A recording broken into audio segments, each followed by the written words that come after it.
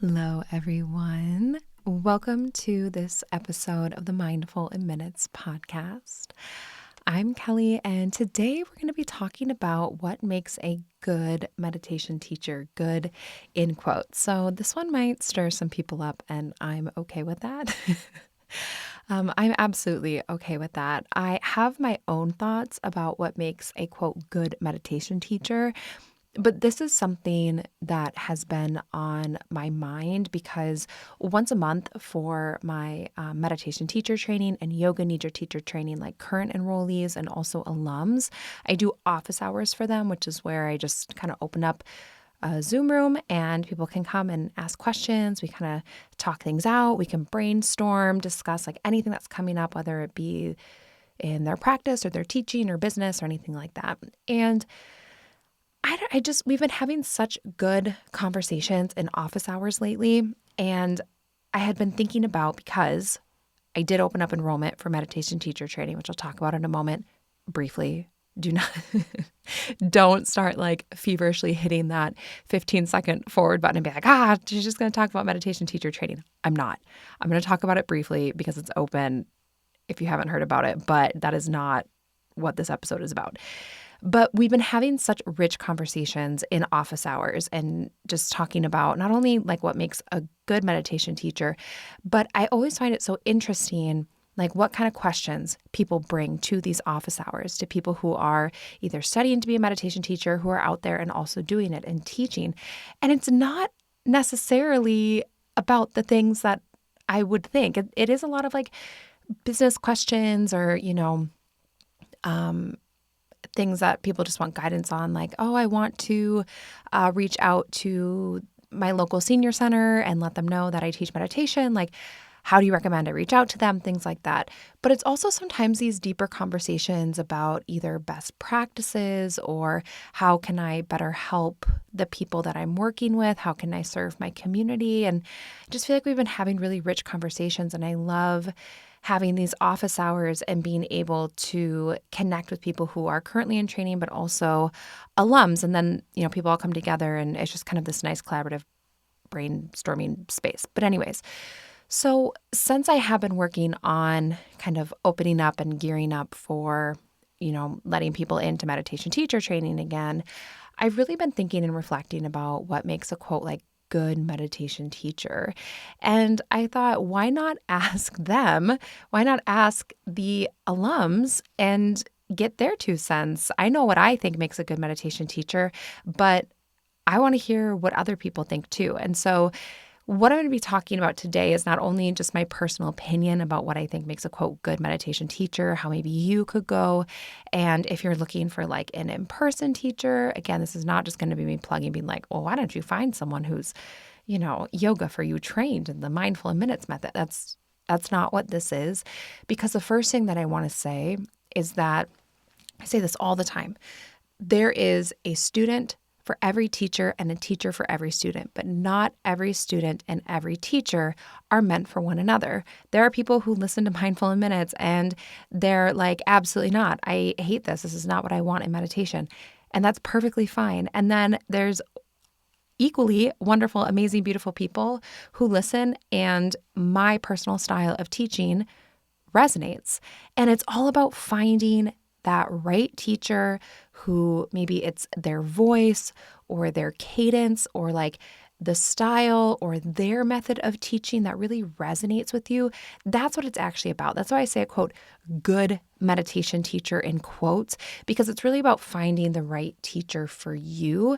But I wanted to really open up kind of this deeper conversation with people who are, yes, have trained with me, but are also now my peers as to what kind of makes a quote good meditation teacher. What are good general practices? What are some kind of different things that maybe we don't think about when we're looking for a teacher, a meditation teacher? And honestly, some of the answers when I asked people, it kind of surprised me. And so it prompted me to want to make this into a full podcast episode. And so that's what we're going to be talking about, a little bit different, a little bit unique.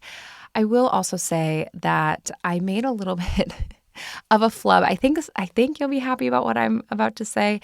When I was doing my color-coded spreadsheet, and I do it at the beginning of the year, usually the end of the year, like late winter, So probably in like November, December, I'll start filling out like next year's little color-coded spreadsheet and the reason it's color-coded is that like a guided meditation episode, that's going to be green. If it's a Patreon bonus, that's going to be purple. The community minis are light blue. The Freeform episodes are dark blue. It just helps me to stay organized. So I don't know what happened when I was filling this out, but I have this week, the episode that's being released today that is in the normal cadence every other week or every other Wednesday. And then I also have one, then when I filled out October, I just started it on October 1st, which is next Wednesday for another Freeform episode. And then I filled out the entire remaining of the year going with like every other with that, I think.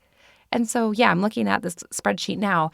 So I don't know. I just unintentionally accidentally put in an extra Freeform episode, but then the whole rest of the pattern follows that there's a Freeform episode on October 1st. So I'll actually be back in your ears next week with a bonus Freeform episode. And I think we're going to talk about overstimulation.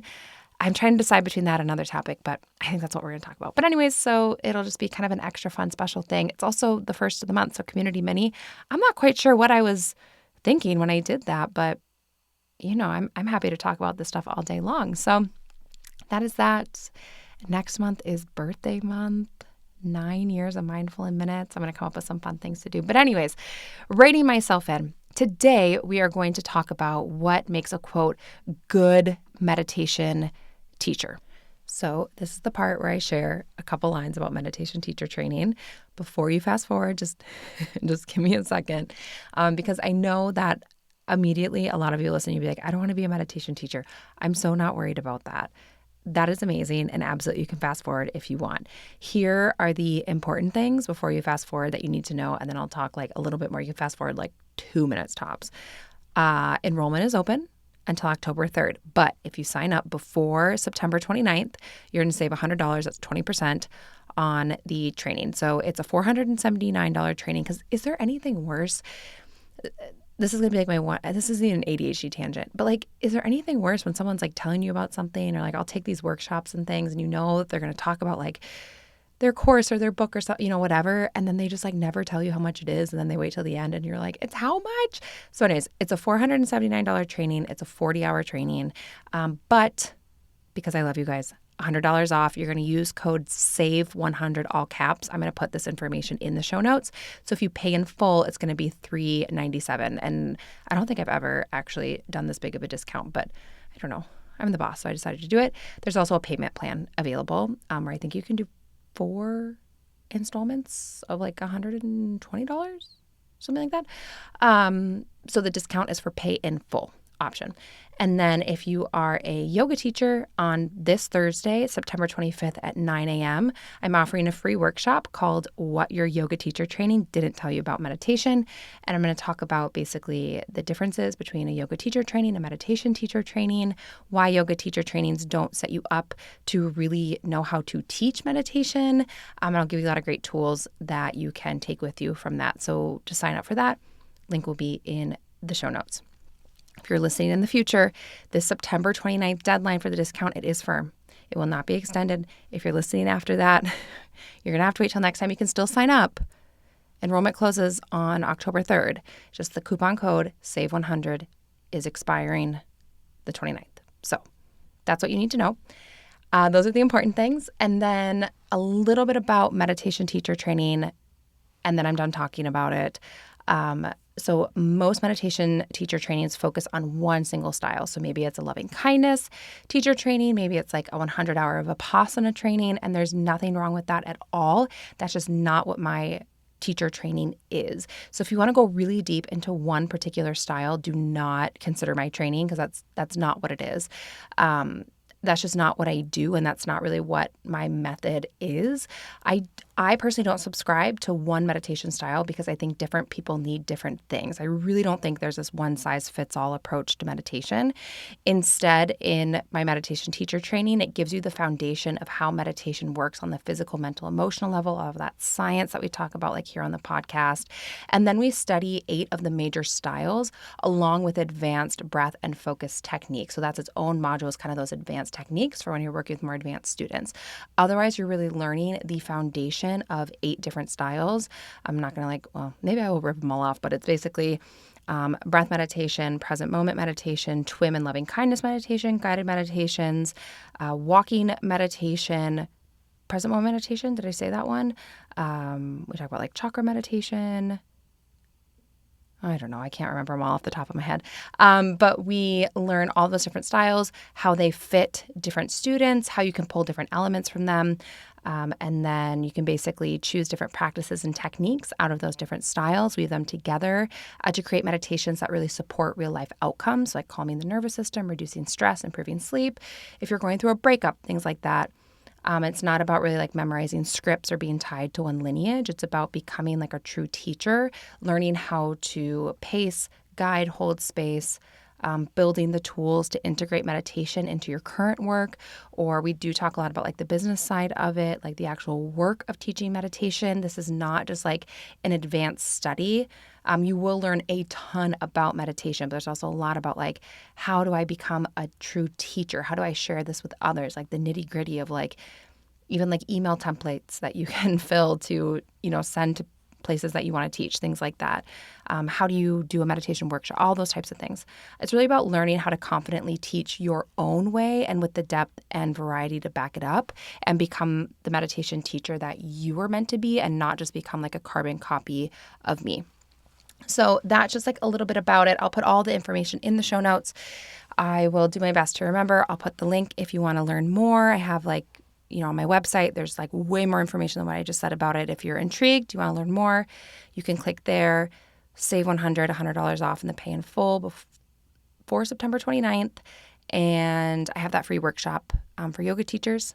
If you want to join that, all the information is in the show notes. So that is that. That is my spiel. I'm moving on because I don't ever want this podcast to just be like me talking about my stuff, because I know so many of you are here to just learn about meditation and to deepen your own practice, to discover something deeper within yourself. But I do also want to talk every once in a while when I open up this training, because I know that I started with yoga, and I remember I had a yoga teacher, and this really is kind of what inspired me to do this episode, is because I can think about probably 3 yoga teachers that I had that opened up my eyes to what yoga really was. And their classes were just so magical and so incredible that they inspired me to then want to take that jump from student to teacher. And I think about that in the meditation space too. Bhante is one that comes to mind, a really important teacher to me. There was a teacher that I had in my first yoga teacher training that taught me a lot about what meditation was. There's just been a handful of people who have really just been so formative to me as teachers that have then inspired me. It's I see what they're doing, and I felt the impact their teaching has on me, that has been the catalyst to then inspire me to then teach it. So I do also from time to time, when enrollments open, once a year, twice a year, talk about these things, because if you feel that pull kind of like I did, and you're not quite sure what to do or where to go, how to become a meditation teacher, or if you listen to Mindful Minutes, you're I could do this. I want to do this. I want to create things like this. I would love the opportunity to show you. But yeah, that is that. And something that I actually wanted to sort of start the episode with before we get into really what's going to be other people's opinions and thoughts, and my personal opinions and thoughts as to what makes a, quote, good meditation teacher. But I want you to think about just a teacher in general. It doesn't have to be a meditation teacher, yoga teacher, anything like that. Just any teacher you've had in your life that just really resonated with you. There's something about them. Maybe it's the way that they taught. Maybe it was their personality. Maybe they made you feel really seen and valued, whatever it is. I want you to think about that teacher and what made them special. And like I said, there is a student for every teacher and a teacher for every student, but not every student and every teacher are, a match made in heaven, are, perfect for one another. But when you find that like teacher and it just really resonates with you, like awakens this thing in you, like this love for something, that's so magical and so incredible. And it's something that when I think about that, that is kind of what inspired this episode too, to kind of ask some of my alums, but also now my peers, like, what's a good meditation teacher to you? Like, what gets you excited? Like, what inspired you to want to teach? And again, I encourage you to go out and try other teachers. Listen to other meditation podcasts. Go if you have like a local, even if it's even though I personally don't teach like one particular style. And maybe, I don't know, maybe that's something that I can explore in another episode as to like why that's just so important to me. But the crux of it is that I think what everyone needs physically, mentally, emotionally is different. And so although the act of meditation, single pointed concentration, can be so beneficial, it's also the way that you get to that single pointed concentration, like the vehicle or the style, the techniques, those can really range in effectiveness for different people. For example, like Vipassana meditation is a really popular style.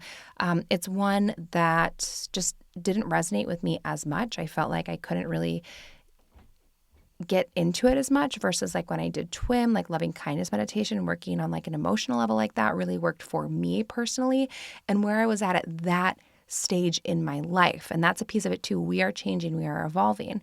And so there's times where, if I really wanted to work on supporting my nervous system, I maybe lean more on like a breath meditation, things that really focus on like stimulating the vagus nerve. But if I'm working on something that's maybe more of an emotional level, I might do more of a loving kindness meditation, something with like more imagery. I might work with like some chakra meditation.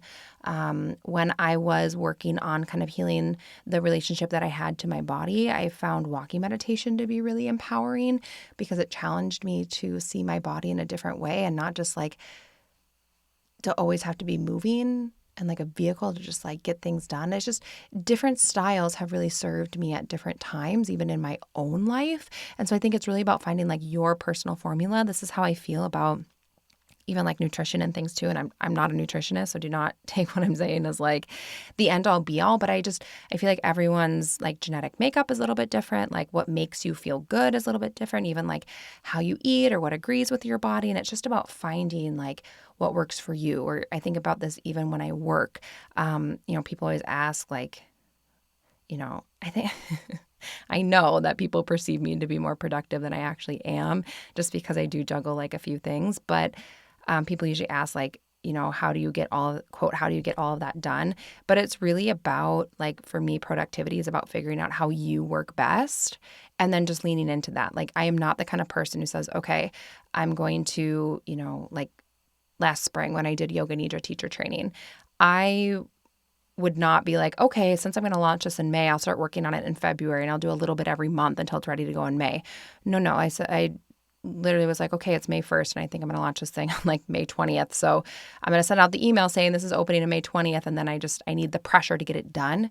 That does not work for everyone. It works for me. So it's about finding like your personal formula and your sweet spot and what's going to serve you best at that time in your life with like your own makeup. And I feel that so deeply when it comes to meditation. And that's really what has formed like my philosophy as a meditation teacher, is that for me, it's all student-based. My job as the teacher is, I think of it as like, we're all kind of walking a path, whether it be a path to kind of better ourselves or to increase our focus or to become more connected or calmer, whatever it is, right? Whatever your end goal is, we're all walking this path. And I think about a teacher as someone who certainly is not at the end of the journey. And I would be suspicious of someone who says that they're already at the end, they have it all figured out. I'm always a little suspicious of those people where they're like, here's the one, I have this all figured out for this one thing. All the secrets of life I know. But I think of it as like we're walking this path or we're going on this hike, for example. And like a really great teacher is someone who's maybe like a few miles ahead on that hike, but still taking that hike. And they can like shout back or like walkie-talkie back to you and be like, hey, I just went through mile 7 And here's what I learned about mile 7, and then giving you insight. So then when you go through mile 7, you don't have to fully go in blind. You know that, oh, there's, I is going to become apparent that I really don't hike that much. Also in Minnesota, like it is so flat. It's like our hikes are just kind of more like nature walks. But in most places anyways, but being like, oh, it's really slick on mile 7. So, whatever, prepare for that. I think about it as someone who's still walking that same path or maybe just a little bit farther ahead so they can kind of call back and give you tools in your toolbox. So then you can then walk that path with a little bit more ease or maybe get more out of it. I don't know. That's just the image that I get in my head when I think about teaching. It's not someone who walked that path 50 years ago and they never revisited it ever. And now they're still just trying to tell you, what to do, but maybe things have changed or evolved. But that's what I think. And my teaching philosophy is really that it's totally student based. My job is to show up and to support my students with whatever they're showing up with that day and to hold that space and also to know that to know my own scope of practice, right? This is something I'm going to share the feedback from my students and peers in a moment. And then I'm going to end with my personal opinions. But one of them is I feel like a good meditation teacher knows when to say no and when to say that is outside of my scope, and when to say I don't have the tools in my toolbox to do that. So I think that's really important to like not have ego in the game and to just be like, I'm not a therapist. Like I'm not a licensed therapist. I can't help with that. Like I'm not a medical doctor. I don't know the answers to that. Like that would be a great question for like a medical professional and being able to know when you can like say that and what you know and what you don't know. And that I think is also a way where you build trust with your students, as you're not just trying to, you guys know what I'm saying, to just kind of BS it and be like, well, I know everything. It's like, I don't know everything. I'm not a medical doctor. I'm not a nutritionist. I'm not a therapist. I'm not I don't know, some of the things that like people will ask about. It's like, I don't know. And it would be irresponsible of me to pretend like I did, but I would be happy to help connect you with someone who is trained in this and has information. But anyways, I will talk more about my opinions at the end. I want to talk about, so I just sent out an email to all of my alums, and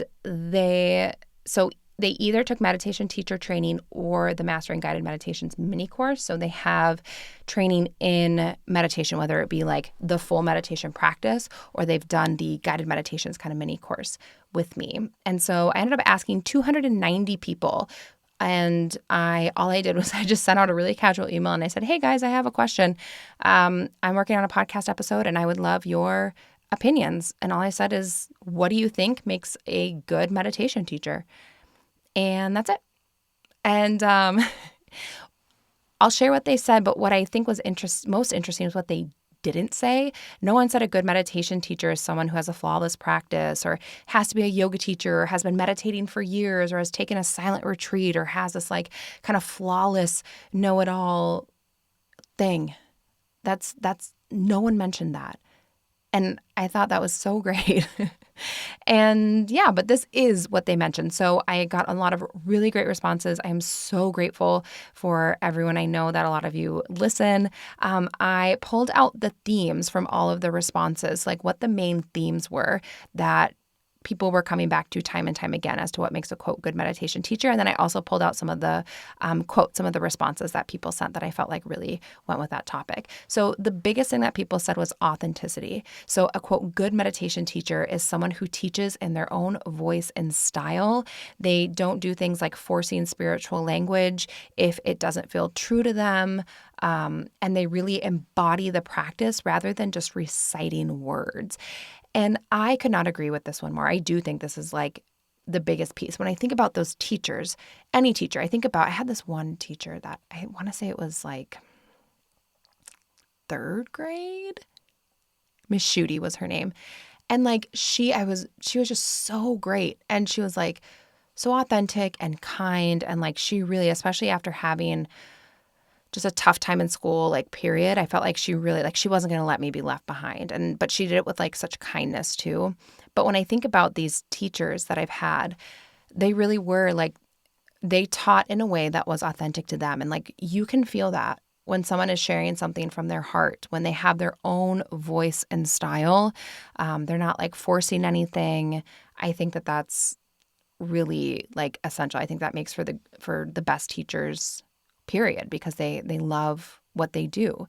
So one of my I'm just going to say peers, because I mean, they are my peers, said, this is their direct quote, they need to be themselves while they share what they know. So if you connect with the more spiritual types of meditation and can communicate their intention clearly to your participants, wonderful. But if your thing is sharing more accessible techniques, adding spiritual window dressing to your classes won't necessarily make you appear more heartfelt or knowledgeable.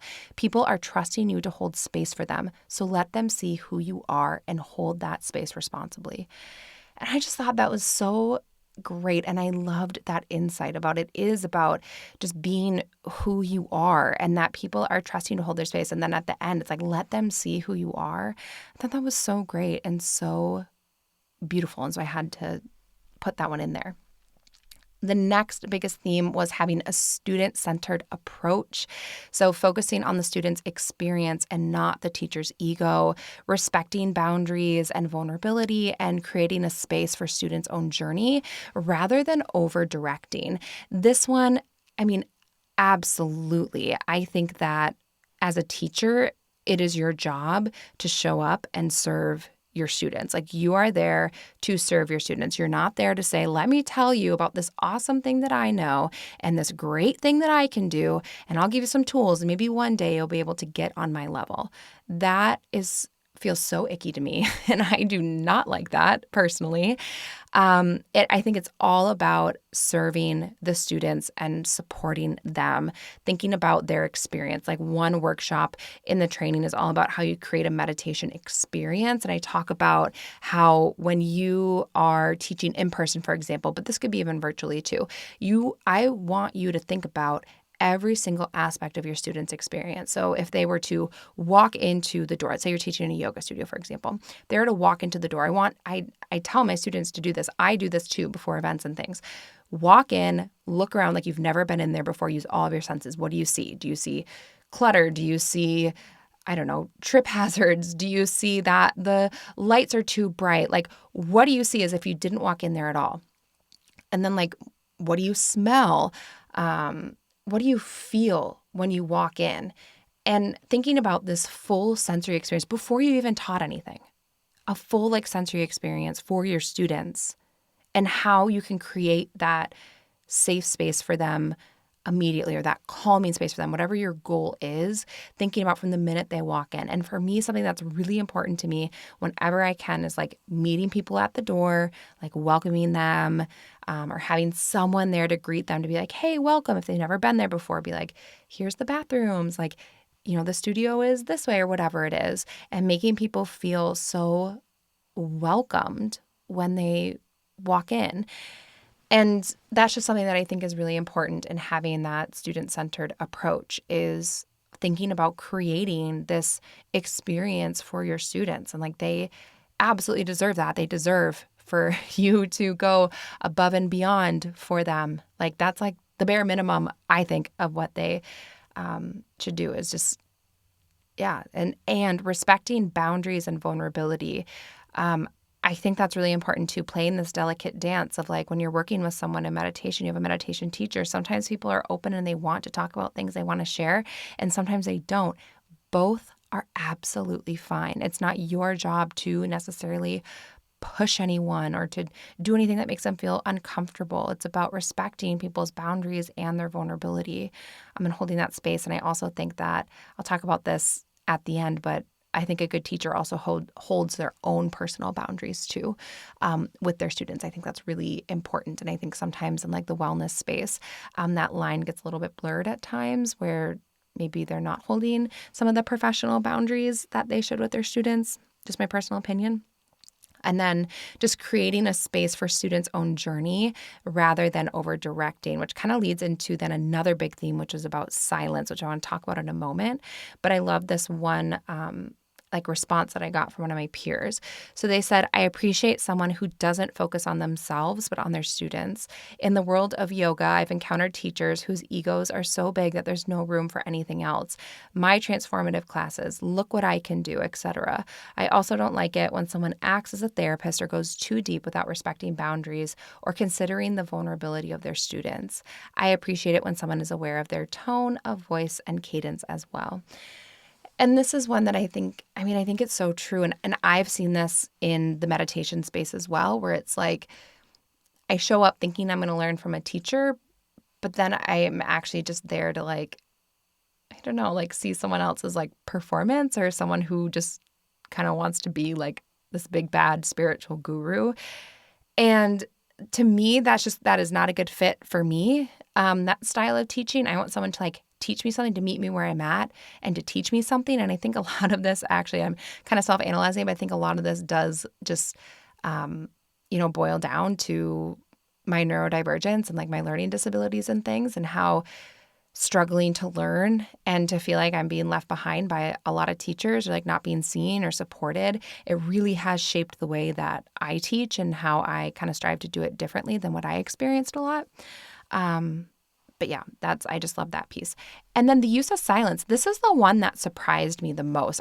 So many people responded about the use of silence. And the reason that it surprised me is because something during trainings, but also like in office hours, that comes up all the time is that students that are in the training, they say that they feel awkward or clunky at first when they're kind of holding space and having that intentional silence for their students. They're like, what do? I feel awkward. I worry about what people are thinking. And now you guys can, for those of you who have no interest in teaching, I'm going to give you a peek behind the curtain as to like what we sometimes are thinking when we're leading these practices for you and like what's going on in our inner dialogue, because we do also have an inner dialogue when we're teaching and sharing. We're not just like perfectly zen in the brain all the time.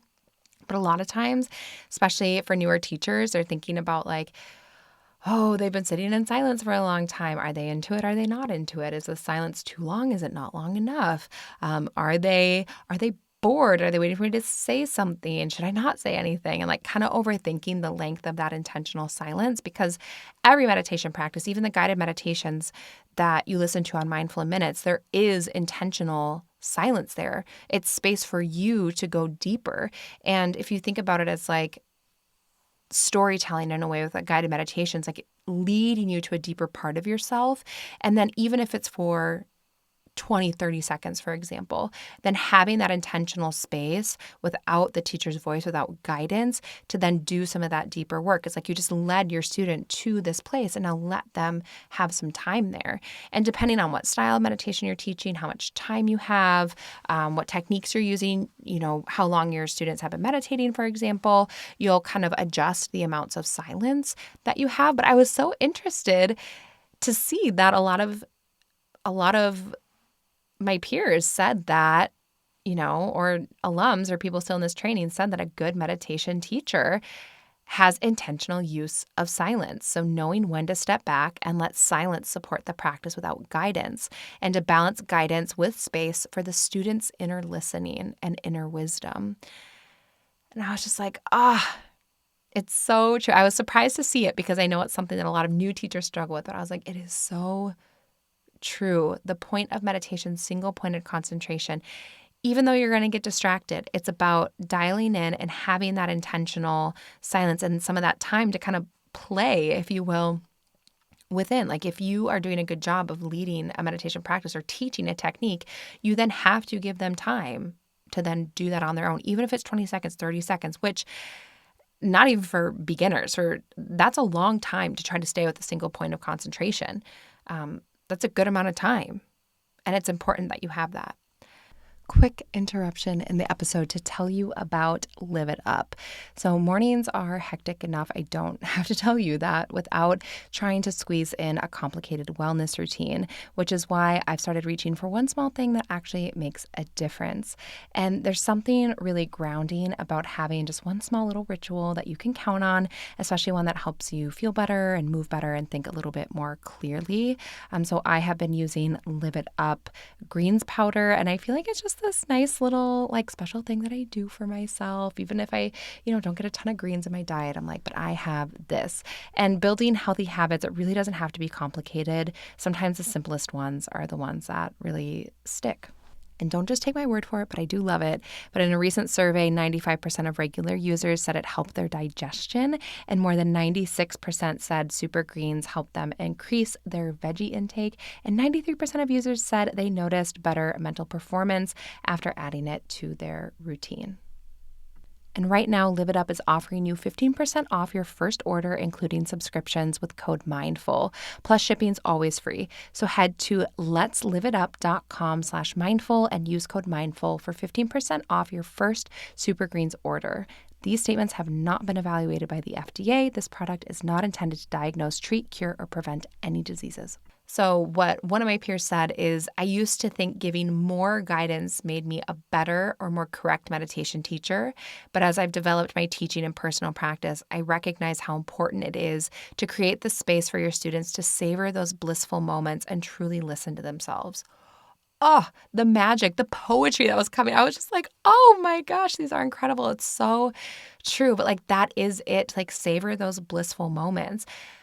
In my own personal practice, and a lot of times when I hear feedback from students, a lot of times like those really magical moments happen when I'm not talking. It's like if I've done a good job of kind of leading, guiding students to that deeper place, and then, hands off the wheel, kind of let everyone do their thing in meditation, like that's really where the magic happens. And so I do think intentional use of silence is really great. Another one that came up a lot is voice tone and cadence. So someone who has like a warm, soothing, steady voice. This is where I'm going to interject and say that all of this is very subjective. All of this is obviously subjective as to what makes a quote good meditation teacher. But from someone who has been sharing their voice on the internet for almost 9 years, let me tell you, okay, don't be afraid to be someone's goat cheese. But let me tell you, one voice, my voice is just my voice. And I have been told that it is like better than NyQuil. And I have been told that it feels like getting paper cuts in their ears. And like my voice is just my voice. Okay. Everywhere from this is better than NyQuil to like having like an eardrum assault and everything in between. I do think that, I will say in particular, the cadence and the pacing and also the tone, I think is really important. You don't want to, for example, like overexcite your students. It's, there's a different cadence that I have when I'm doing a Freeform episode. I'm just talking to you about something that I'm passionate about versus when I'm leading a guided meditation. It's going to have a slightly different cadence or rhythm to it. But I think the voice is what the voice is. And this is something that a lot of students get insecure about. And I would say 99% of the time, your voice is actually so much better than what you think it is. And so something in all my trainings, in meditation teacher training, yoga nidra teacher training, if you do restorative teacher training with me in person, all of that, there's a final project component that I personally review and give feedback on, because I'm not here to do this whole, I'm going to talk about this later because someone sent me a sassy email the other day.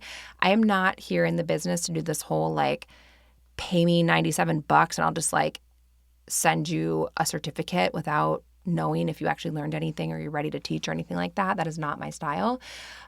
You absolutely can do that. I don't do that though. So there's a final project that's submitted to me. I review, I give feedback, all that, and then these continued office hours, those types of things.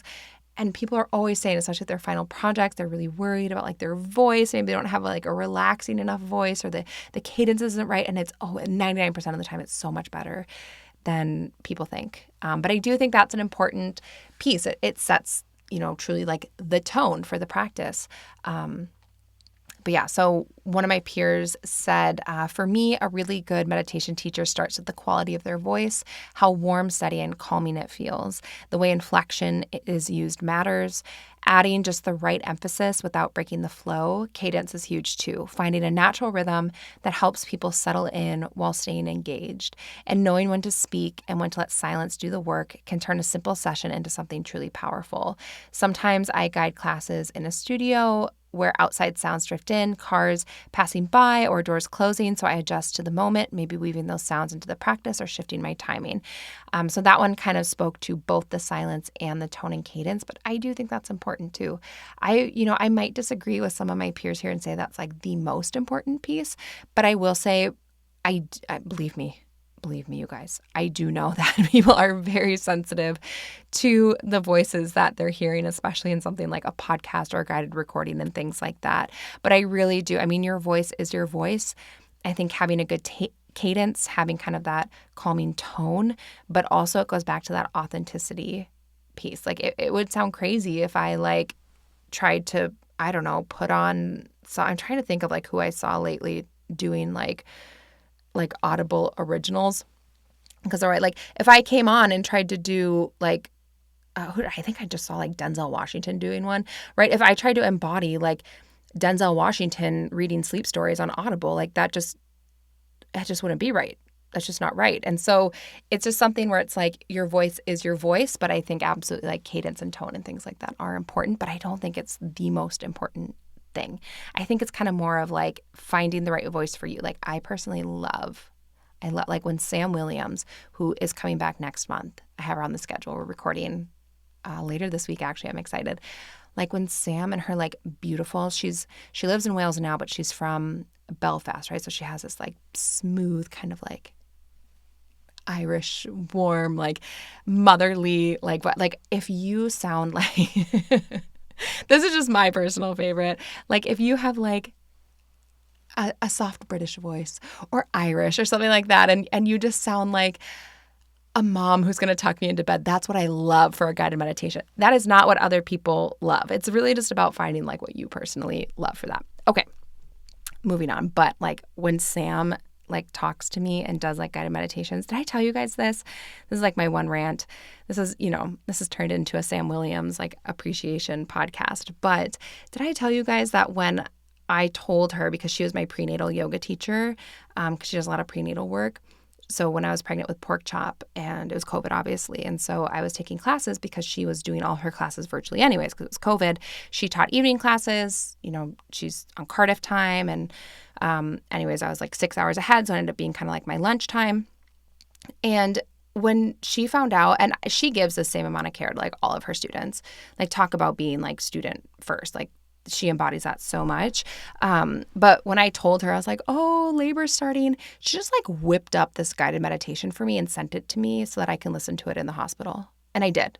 She was like, you can listen to this while you're preparing. It was like so beautiful and so special. And I was just like, it was incredible. So anyways, I love her and she is so loving. So, and like listening to that voice while I was like getting ready for such a big moment. And I was like, hanging out in the hospital being like, okay, when is it push time? It was just amazing. So anyways, that's that. Let's see here. A couple more themes of feedback from my students. So a big thing that came up was adaptability and sensitivity. So being able to read the energy of the room and adjust in the moment, being trauma aware if possible, compassionate, patient, and also being able to pivot if students need something different than what was planned. So that was one that came up as well. And I do think that's definitely important. And then a variety of techniques. So familiarity with multiple meditation styles, whether it be breath, visualization, mantra, body scan, etc. An ability to guide students to really find what works for them. This was something that came up a lot, which was having this understanding of different styles, but also understanding what styles help to support different outcomes or different types of students. And then to really step into that teacher role of helping to guide your students to find what works for them. So that is like such a big piece. It really is like the cornerstone of why I teach my meditation teacher training the way that I do. But I think that it's so important. I mean, I already yapped on about this, but this was something that came up in feedback as well. So one of my students said, I think it's necessary to have students understand that there's not a one size fits all when it comes to meditation. Not everyone can sit for 20 minutes and just focus on their breath. That is why there are so many lovely ways to meditate. From breath focus to mantra to visualization, so many options. We all need to be able to help our students find what works for them and for the student to know they can utilize more than one technique. And that I read that and I was like, chef's kiss. Yes, that is it. Then safe space holding. So creating a calming environment with limited distractions, fostering non-judgmental, supportive, and inclusive spaces. I think this is so important. When someone is coming in to meditate, I mean, okay, let me just tell you something real quick. I think we should be fostering non-judgmental, supportive, inclusive spaces, period. I mean, everywhere. Every space, please. A little more non-judgmental, supportive inclusivity, please. However, when we think about, as a meditation teacher in particular, the spaces that we are creating, and you've heard me say this before, I'm going to say it again, people don't usually come to meditation when everything's going well. They just don't. If everything's going well in life, they feel great. It's sunshine, it's rainbows. They're feeling amazing. They're so aligned. Everything is great and happening amazingly to them in life. They're not looking for a new habit to make things even better. People come to meditation when they're having a hard time, more times than not. I mean, I have heard everything from, my own personal, I first discovered meditation when I was absolutely drowning emotionally, mentally, all of that when I was young, and my mom was going through cancer treatments, and I didn't know what to do. I didn't know it was like meditation at the time, but looking for those types of things. It's something that I returned to when I was, really struggling with my eating, when I was feeling like I wasn't accepted in school. I really turned to yoga and meditation to try to, learn to get to know myself, because I didn't have any friends or anyone else get to know. I mean, I know people come to this podcast during breakups, when they're having health issues, when, you name it. People don't usually show up to this kind of space for the first time when everything is going well. And it is so essential that we are creating a non-judgmental, supportive, and inclusive space for everyone, period. But especially knowing that chances are, especially if it's a newer student, the likelihood is high that there's something going on in their life. And you know what they don't need? They don't need to feel judged by their meditation teacher. They don't need to feel like you don't belong here. They don't need to feel like you don't care. Let me tell you about something that happened to me the other day. I just leaned into the microphone let me tell you a little piece of gossip here about what happened to me the other day. Okay, I went to a yoga class, a local yoga class. Don't ask me where it was or who the teacher was. This is not me trying to call anyone out in particular. I actually really, really like this yoga studio. And I will absolutely go back. I probably won't go back for this teacher, but there's tons of different teachers, right? Again, find the teacher that's right for you. I kid you not. This teacher was on her phone for the entire class. And the entire class, she stood in the back and her phone was plugged into the little sound thing. And she was texting, and I could see she'd get a response. She'd kind of smile. You can just see that. Hello, obviously she was on her phone, but it was she was texting and having these conversations. It wasn't like she was just trying to DJ and change the music. She was actively doing something else on her phone. And of course I was I just, oh my gosh, I just died on the inside. But it felt so, and I was wondering, is anyone else bothered by this? Because I don't know, maybe it's just a Minnesota thing, Minnesota nice, where it's everyone kept a straight face, and then everyone else just me got in the car. You guys know, I sent Daniela this voice note being Daniela, you'll never believe it. This, because she's my, my bestie, but also my yoga bestie too. And I was you'll never believe it. The teacher was texting the whole time.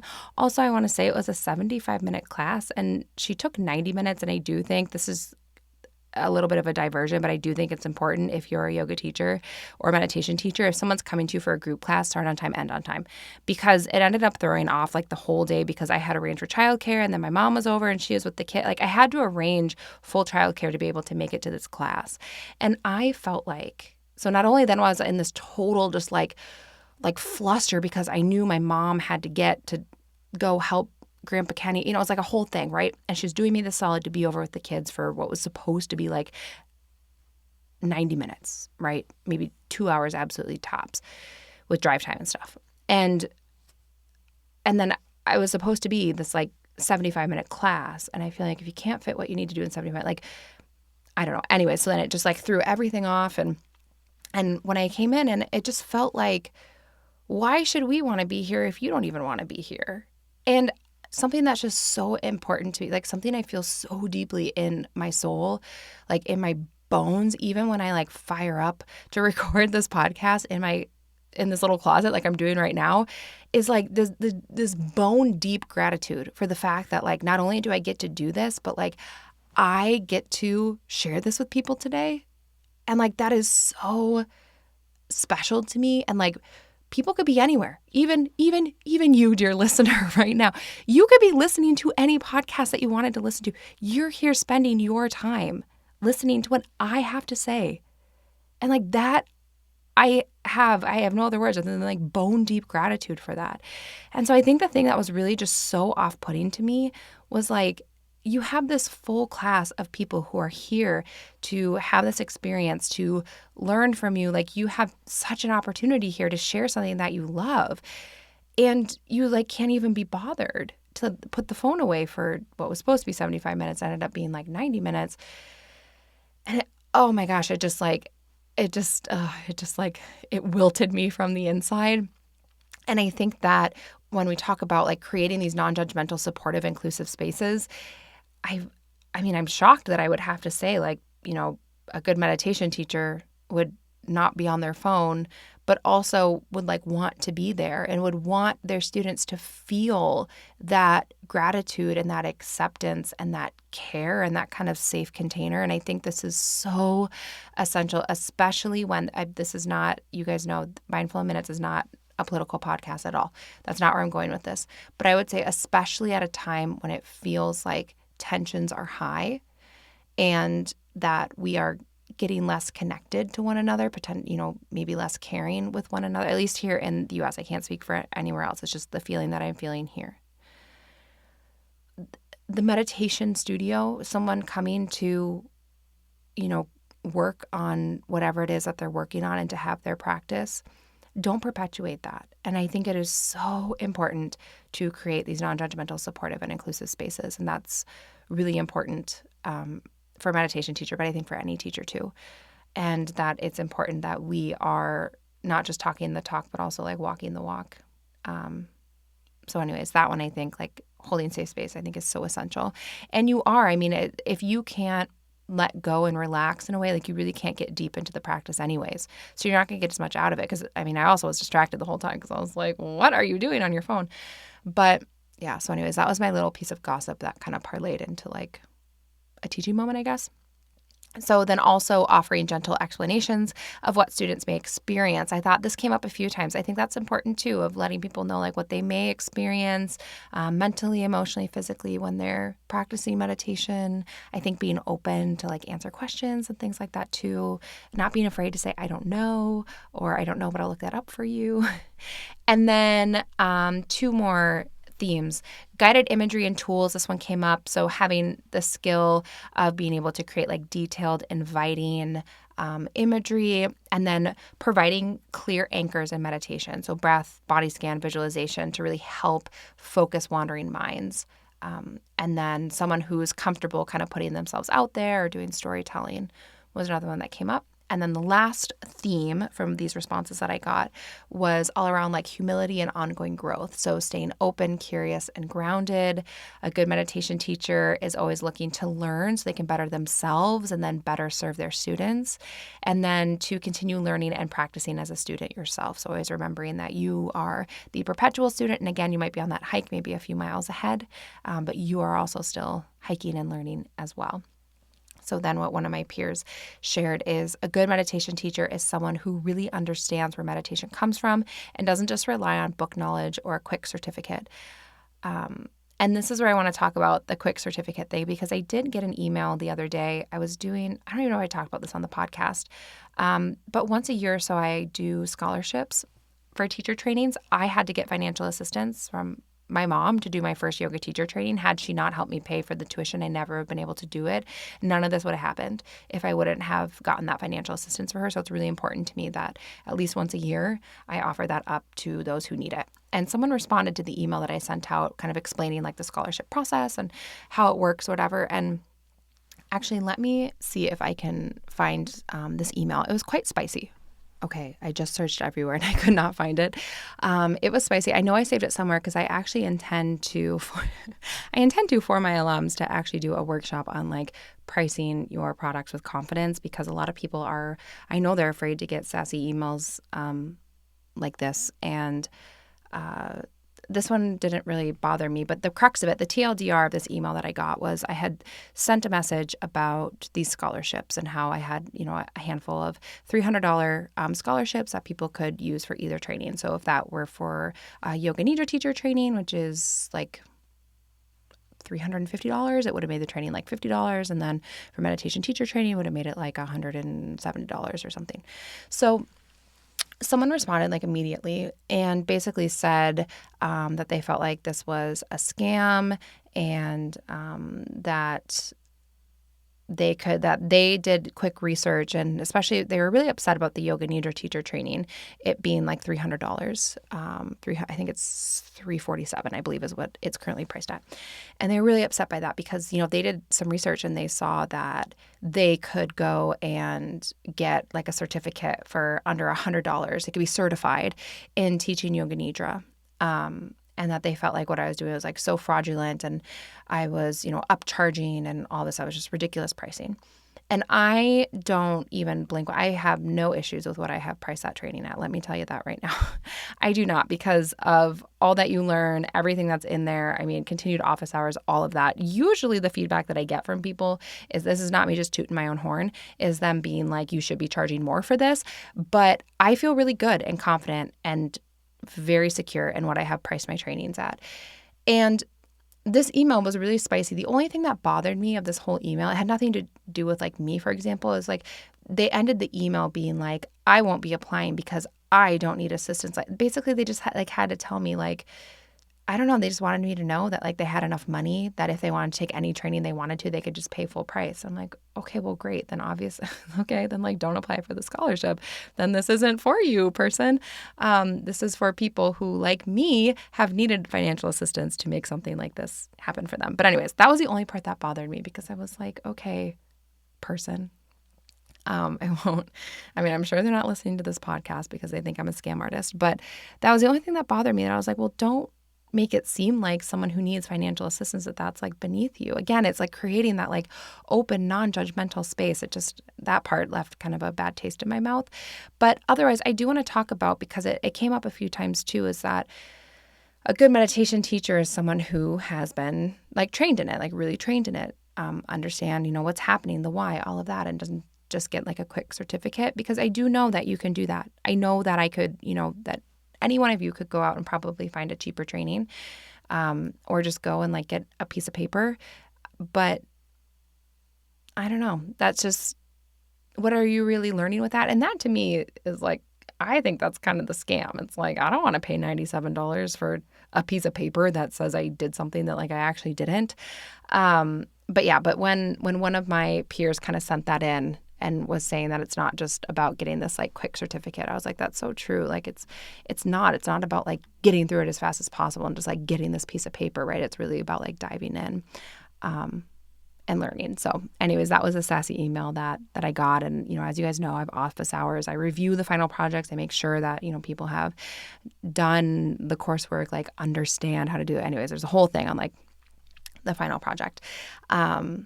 But yeah, I thought that was interesting. That was like, it's someone who doesn't just rely on any kind of knowledge they've picked up or like a quick certificate.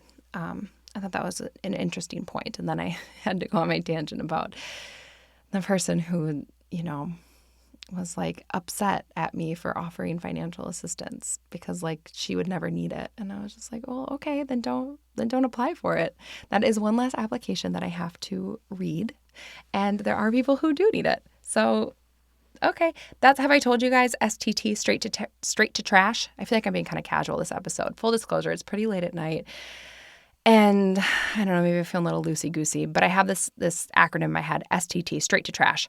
So if someone says something that's just really kind of out of pocket, instead of like letting it get to me or sticking to me, this is something that as I've built a little bit of a thicker skin, that I've kind of just read something else, kind of chuckle, and I'll go, oh, that's STT, straight to trash. So anyways, that was STT for me. I did save a screenshot though, because I do intend to, for my alums, do like a pricing with confidence workshop and be like, here's how you will price so that even if you get emails like this, you won't be bothered by it. Okay. So now I want to wrap up with my personal opinions, even though I have fully interwoven my own personal opinions throughout this whole thing. But I have a few bullet points when I was sitting and reflecting for like me personally, what makes a good meditation teacher. And I think that it's definitely the big one is like a teacher who meets people where they're at and is 100% student focused. As a teacher, it is your job to be there to serve your students 100%. It's not about you.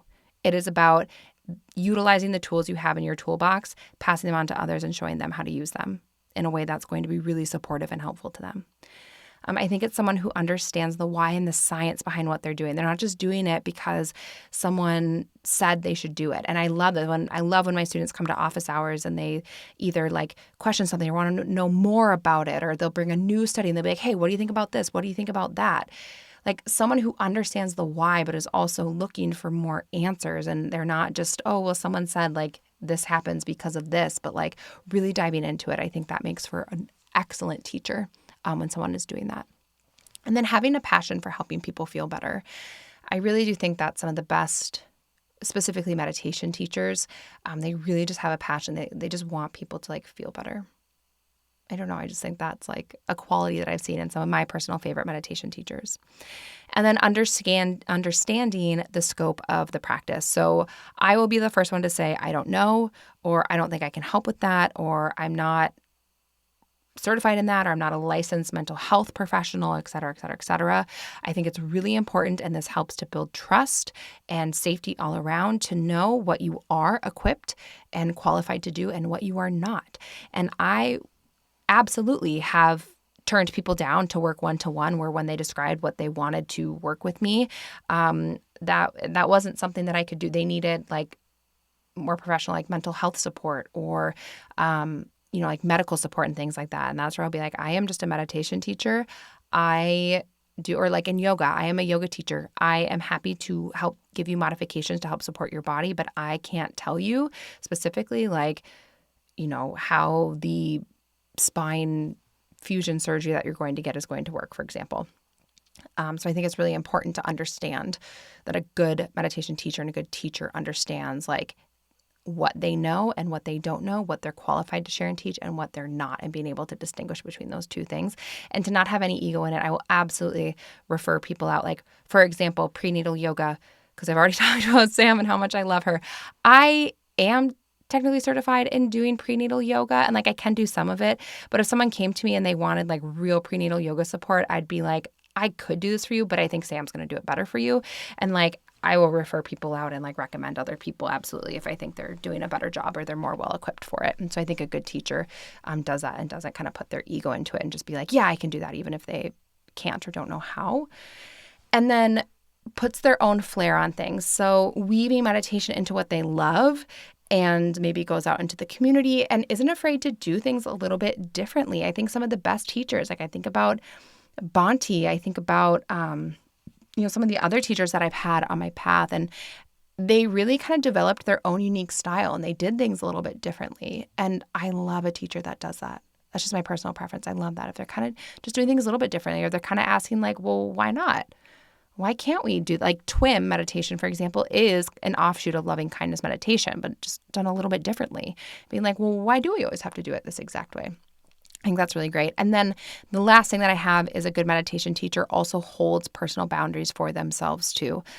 So keeping those professional boundaries, knowing what their own personal boundaries are, holding firm to those. I think that is a really great teacher too, and kind of keeping that professional like student teacher dynamic, I think is important. So those are my thoughts, my peers' thoughts, my students' thoughts, just lots of thoughts. Next week, since we're going to do that bonus one, I think we're going to go back to more of kind of a traditional like Mindful Minutes Freeform episode. I think we're going to talk, I'm getting more and more excited about this overstimulation idea. So I think we're going to talk about like what is overstimulation, all that. We're kind of go back more to that. But let me know your thoughts. If you're listening on Spotify, put it in the comments. Like, what do you think makes a good meditation teacher? If you want to like leave a little review, I mean, I would love a positive review, but also, I mean, if you need to speak your truth, you can. I don't think anyone though who is going to leave like a scathing 1-star review, they have not sat and listened to this for what is, 1 hour and 4 minutes. They have not made it this far. But if that's what you feel in your heart, I hold space for that too. But I'm curious, or let me know, DM me, like, what do you think makes a good meditation teacher? Because again, it's all about finding the right fit for you, and good is in quotes, like it is absolutely subjective as to like what is good. But I just love this question. And so I'd love to hear from you what you think makes a good meditation teacher, or tell me about a teacher that you loved. I would love to hear about all of that too. And I'll put the information in the show notes for meditation teacher training for that free workshop I'm doing on Thursday. And I don't know, I have a little list, whatever I mentioned an hour ago. Thank you for being here and giving me an hour of your time. I appreciate you so much. And I will see you early next week.